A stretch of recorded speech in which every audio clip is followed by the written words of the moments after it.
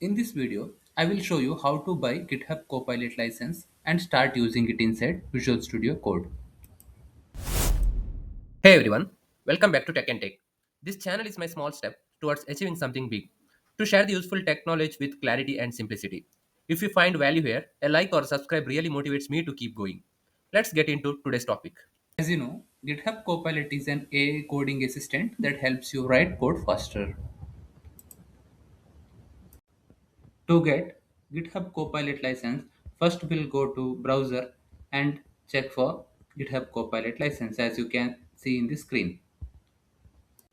And here go to GitHub Copilot license and pricing.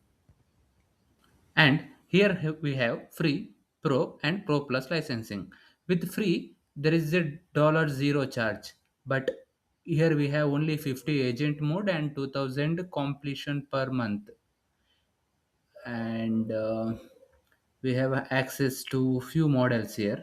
But if we compare free and pro charges $10 per month or $100 per year, and we have 30 days free tire offer as well.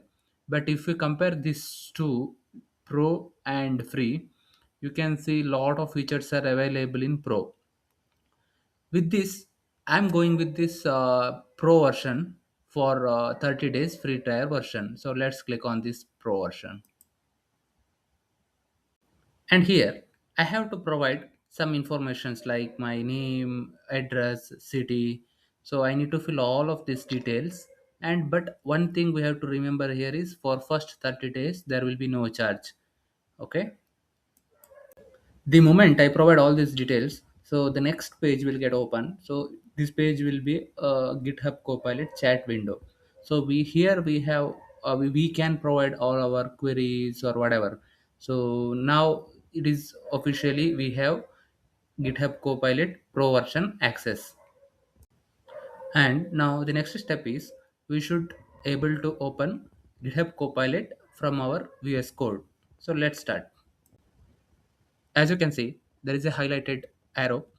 Like the moment I click on that icon, GitHub Copilot will be open from our VS Code, so we can provide our any queries. And the down we can see there are multiple models available.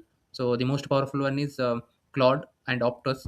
The Claude Sonnet 4.5 will be a very strong model which we can use for our day-to-day coding or any other development purpose. I recommend you to use that model.